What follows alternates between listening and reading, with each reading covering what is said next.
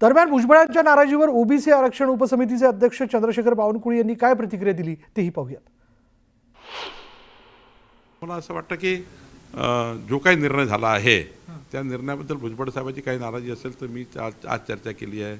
परवाही मी भुजबळ साहेबांशी बोललो आहे, मुख्यमंत्री बोललेले आहेत, तर निश्चितपणे आता तेही आमच्या मंत्रिमंडळ उपसमितीमध्ये आहेत ओबीसीच्या, तर आपण मी त्यांच्याशी चर्चा करणार आहे आणि त्यांना काही जर त्याच्यामध्ये काही त्यांना वाटतं तर आम्ही ऐकून घेणार आहे आणि त्याच्याबद्दल योग्य तोडगाही आम्ही काढू।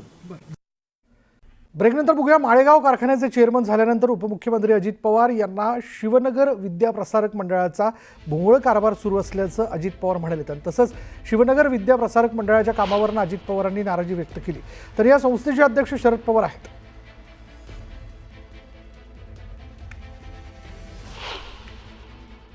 माळेगाव पण शैक्षणिक संकुलमध्ये इतकी भयानक परिस्थिती, मी जनरल बॉडीला सांगणार, मी एक कुठनं ते माळेगावचं चेअरमन पद घेतलंय, पण जसं मी खोलात जातोय तसं एवढे वेगवेगळे प्रकार शैक्षणिक संकुल, मी त्या ठोबऱ्यानं विचारणार आहे, साहेब याचे अध्यक्ष साहेबाला माहिती का नाही? ते म्हणले सांगितलंय साहेबांना, 11 का 12 कोटी रुपये तोटा आहे तिथं। विलासराव, आपण जे संचालक आहात, संचालक नाही संचालक व्हायचंय तुम्हाला, विश्वस्त होता, 11-12 कोटी रुपये हे सगळं असं वाढून माझ्या हातात दिलं काय? कर्जबाजारी करू, पगार तिथं व्यवस्थित नाही, काही नाही, तिथं खोगीर भरती करून ठेवलेली आहे। पाहत पुढची बातमी। जोगेश्वरीच्या कोकण नगर गोविंदा पथकाला दहीहंडी उत्सवादरम्यान 10 थर रचल्याबद्दल गिनीज वर्ल्ड रेकॉर्डचं प्रमाणपत्र देण्यात आलंय। मात्र दहीहंडी उत्सवादरम्यान 10 थर तब्बल 3 वेळा रचणाऱ्या जोगेश्वरीच्या जय जवान गोविंदा पथकानं यावर आक्षेप घेतलाय। कोणत्या निकषावर हे प्रमाणपत्र देण्यात आलं असा सवाल जय जवान गोविंदा पथकाचे प्रशिक्षक संदीप ढवळे यांनी केलाय। तर पहिल्यांदा 10 थर रचल्याबद्दल हे प्रमाणपत्र देण्यात आल्याचं संस्कृती युवा प्रतिष्ठानचे पूर्वेश सरनाईक यांनी सांगितलंय। गिनीज वर्ल्ड रेकॉर्ड दिला जातोय तो कुठल्या निकषावर दिला जातोय, ते काय नियम अटी काय त्याच्यात त्या जाहीर करणं गरजेचं आहे। आणि सार्वजनिकरित्या जर आयोजकांनी आवाहन केलं असतं की आमच्या हंडीखाली गिनीज वर्ल्ड रेकॉर्डवाले असणार आहेत, तर रेकॉर्ड जर कोणाला संधी घ्यायची असेल तर त्यांनी तिथे येणं गरजेचं होतं, पण असं कुठेच आम्हाला दिसलं नाही। 2012 साली जेव्हा सार्वजनिकरित्या आवाहन केलं गेलं तेव्हा आम्ही त्या हंडीखाली होतो आणि आमच्या नावावर तो रेकॉर्ड झाला, त्याचा आम्हाला अभिमान आहे। परंतु आता जो रेकॉर्ड दिला जातोय गिनीज वर्ल्ड रेकॉर्ड, तो कुठल्या गोष्टींवर आधारित दिला जातोय तो अजून आम्ही संभ्रमात आम्हाला समजत नाही। शेवटी आपल्या उत्सवाच्या दिवशी हे 10 थर लागले होते, विक्रम झाला होता आणि हे त्यांना एक वेगळा आज या ठिकाणी सन्मान करण्यात आलेला आहे। आणि मी तुम्हाला आवर्जून सांगतो, आता तुमच्या चॅनलवर सांगतो, जय जवान गोविंदा पथकाने माझ्याशी संपर्क करावा, त्यांना गिनीज वर्ल्ड रेकॉर्डचं सर्टिफिकेट कसं मिळेल यासाठी मी प्रयत्न करीन ना, पण उगाच असं राजकारण करून महाराष्ट्राच्या आमच्या या मराठी मुलांचं नाव त्यांनी खराब करू नये। शेवटी बघा, देवाची इच्छा होती, पहिले 10 थर कोकण नगरनी लावले म्हणून पहिला सर्टिफिकेट जो कोकण नगरला मिळालेला आहे आणि नक्कीच त्यांनी 3 वेळा लावलेत, त्यांना सुद्धा सर्टिफिकेट मिळायला हवा, यासाठी निश्चितपणे माझी मनातली इच्छा आहे, ती इच्छा पूर्ण व्हावी अशी मी आज या ठिकाणी विनंती करतो। ज्यांचा एव्हिडन्स आमच्याकडे पहिले पूर्णपणे येईल त्यांचं अप्रूव्हल होईल आणि त्यांनी सर्टिफिकेट प्रेझेंटेशनची जी डेट सेट केली त्याप्रमाणे त्यांना सर्टिफिकेट प्रेझेंट होईल। एनीबडी एल्स दुसरा ज्यांना रेकॉर्ड हा त्यांनी केला असेल, आणि I have red through the news की त्यांनी पण ते सेम थर मांडले आहे, सो त्यांनी जो एव्हिडन्स आम्हाला ते सबमिट करतील तो आमच्या गाईडलाईन्सला मॅच झाला तर त्यांना पण निश्चितच हे सेम सर्टिफिकेट मिळेल। So it is plain and simple, there is I think no doubt about that. आज कोकण नगर गोविंदा पथकाला इतका मोठा सन्मान भेटलाय, तो पण सिद्धिविनायक बाप्पाच्या समोर भेटलाय आणि हा जो काय गिनीज वर्ल्ड रेकॉर्ड आम्हाला भेटलाय, आम्ही खूप खुश आहोत। आणि संस्कृती दहीहंडी पूर्वेश दादाने जो काय आम्हाला तिथे संधी दिलेली, आता संधीचा आम्ही पुरेपूर उपयोग केला आणि आम्ही 10 थर लावून तिकडे विश्वविक्रम केला होता।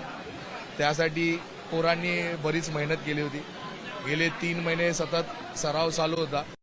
पर्यावरण मंत्री पंकजा मुंडे यांनी पुण्यातील गणपती मंडळांना भेट दिली आहे। पुण्यातील मानाच्या सर्व गणपतींचं पंकजा मुंडेंनी दर्शन घेतलेलं आहे। तर यावेळी पंकजा मुंडेंनी राज्याचं चांगलं कर, सगळ्यांना चांगलं आरोग्य, चांगली बुद्धी दे असं साकडं घातलं। तर ओबीसींवर अन्याय होऊ देणार नाही असंही पंकजा मुंडे म्हणाल्या। त्या GR मध्ये जी कमिटी मराठा आरक्षणाचं कामकाज बघत होती त्यांचं असं म्हणणं नाही आहे. आम्ही ते तपासून पाहू. तसं असेल तर 2 महिन्याचा वेळ आहे आम्हालाही कमिटीला अभ्यास करायला. ओबीसीवर अन्याय होऊ देणार नाही याचा नक्कीच आमचा शब्द ओबीसींना असणार. देवेंद्र फडणवीस मुख्यमंत्री आहेत, त्यांनी एक असा GR दिलाय जेणेकरून आंदोलनकर्त्यांचं समाधान झालेलं आहे. त्याचबरोबर त्यांनी ओबीसीची कमिटी देखील गठीत केलेली आहे जेणेकरून ओबीसीवर अन्याय होणार नाही असेही पावलं उचलले जाणार नाही. तर असा सुवर्ण मध्य गाठता आला बाप्पाच्या चरणी तर प्रार्थना करते आणि या सगळ्या गोष्टीतून सामान्य माणसाची नागरिकांची सुटका होऊन सगळे समाज आनंदाने नांदावे हा प्रयत्न करते. पण मी सामाजिक मागासले असणाऱ्या ओबीसींवर अन्याय होऊ नये अशाच प्रकारची भूमिका सरकार घेईल, संविधान घेईल असा मला विश्वास आहे. राज्यात अनेक मराठा मुख्यमंत्री होऊन गेले पण कुणीही मराठ्यांना आरक्षण दिलं नाही. पण राज्याचे सध्याचे मुख्यमंत्री देवेंद्र फडणवीसांनी मराठा आरक्षणासंदर्भातला निर्णय घेतला अशी प्रतिक्रिया रामदास आठवलेंनी न्यूज 18 लोकमतशी बोलताना दिली आहे. मराठा आरक्षणाच्या GRवरनं प्रकाश आंबेडकरांनी सरकारवर जोरदार टीका केली आहे. सरकारनं काढलेला GR हा गंडवणारा असून भाजपनं सर्व पक्षीयांना गंडवल्याची टीका त्यांनी केली होती.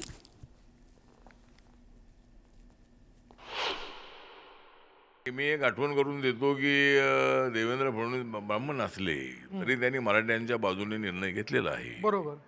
पण अनेक वर्षांपासून या देशामध्ये 1960 सालापासून स्वतंत्र महाराष्ट्र झाल्यानंतर संयुक्त महाराष्ट्र झाल्यानंतर सुशीलकुमार शिंदे सोडले तर सगळे मुख्यमंत्री मराठा झालेले आहे.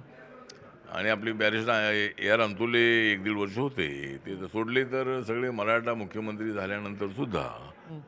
आणि अण्णासाहेब पाटील यांची मागणी फार अनेक वर्षांपासूनची होती. बरोबर आहे, बरोबर आहे.